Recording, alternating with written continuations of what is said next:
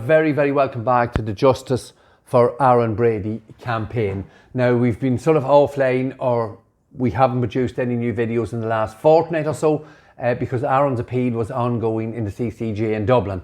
And we were very, very wary not to release any videos lest we give the DPP and Brendan Grehan some opportunity to pontificate more false accusations of intimidation and or contempt of court. So that's the reason we didn't really release any new videos over the course of the appeal. Now you can see here from the calendar, the appeal started on Wednesday the 4th. We have it marked there on the calendar. We had the sittings in court on Wednesday, Thursday and Friday, 4th, 5th and 6th. And then we went into the week just past, Monday, Tuesday and Wednesday, full days in the court, and we had a short sitting on Thursday morning. All in all, we are very happy and very satisfied with the way the appeal went, and we would like to take this opportunity on behalf of Aaron and ourselves, the Brady family, to sincerely thank Aaron's defence team for what will surely go down in history as one of the most extensive and expertly presented books of appeal in the history of the Irish judicial system. So a massive thank you to Michael O'Higgins, obviously ably assisted by Fiona Murphy and Justin McQuaid, and the two Katies. Thank you so much for the effort. The preparation was excellent and the presentation was exemplary, and we thank you for that. And obviously we have to mention those that are the engine room behind the barristers, Peter Corrigan and everyone in Phoenix Law, for the work and effort they put in to present and put forward Aaron's appeal. The appeal, as we say, ran over the 7 days, and to give some context, the appeal was predominantly about legal aspects where Aaron's defence team suggest and put forward the argument that Judge Michael White made a number of very serious errors during the course of Aaron's trial. We also homed in very much on the American aspect of the case and Homeland Security, how they behaved, and the evidence that was there that there was some shenanigans, for example, inducements, coercion and bullying going on by these American agents to get people to make false statements. And obviously we went into some detail in respect of Molly Staunton's testimony, where she was attacked in her kitchen while she was giving testimony to the court in Dublin. Now, her kitchen was in New York, and the reason for that being COVID was ongoing at the time of the pandemic, and that was an appeal point also, that we were the only criminal trial ongoing in the whole world at that time. And it gives some flavour as to how Judge Michael White, along with the DPP and Garda, were trying to shove this case through as quick as possible and with as little questions asked as was possible. So we're saying the COVID pandemic most certainly advantaged the prosecution and left Aaron at a serious disadvantage. We went into some detail about Daniel Cahills' involvement and his testimony, how it was given, and again we're going back to the American authorities in relation to how Daniel Cahill was protected by the authorities in their refusal to answer very basic questions. So a lot of time was taken up obviously with various other points of appeal, i.e. CCTV footage, GDPR, the sort of standard points.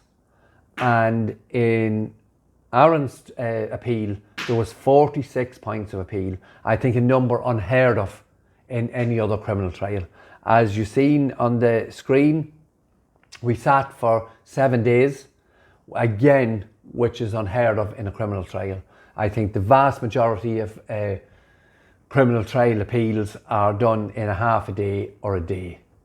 So it gives you, the Irish public, some idea of, shall we say, the ammunition the defence team have.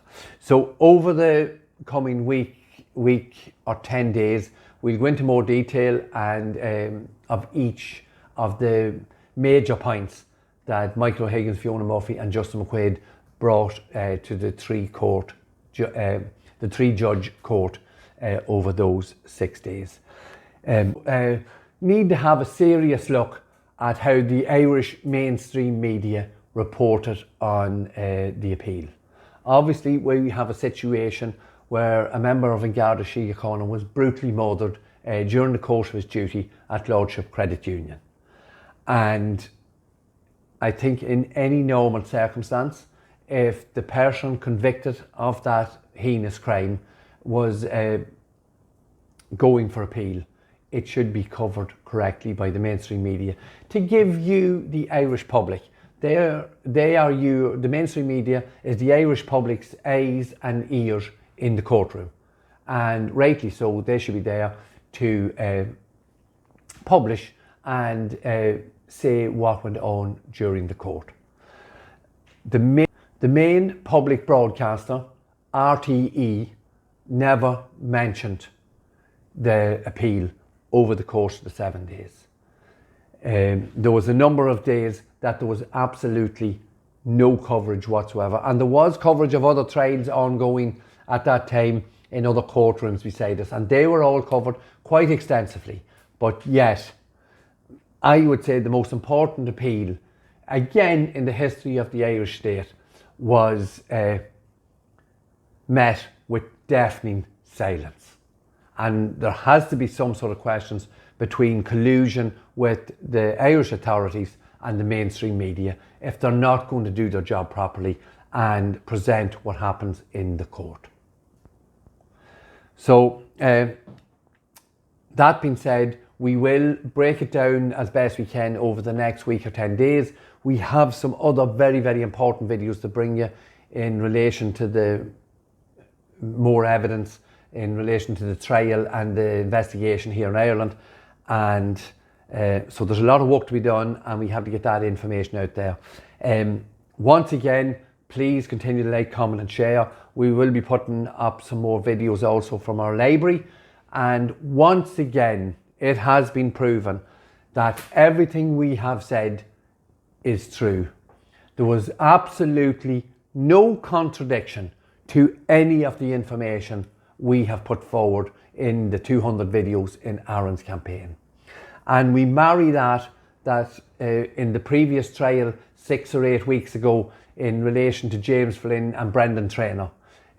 Another long trial that ran for I think 8 or 10 weeks, and none of the information that came out in that trial contradicted anything we have said during the course of Aaron's campaign. So we've had a very, very extensive appeal. We've had a major trial of 2 other suspects who were acquitted of the robbery at Lordship Credit Union.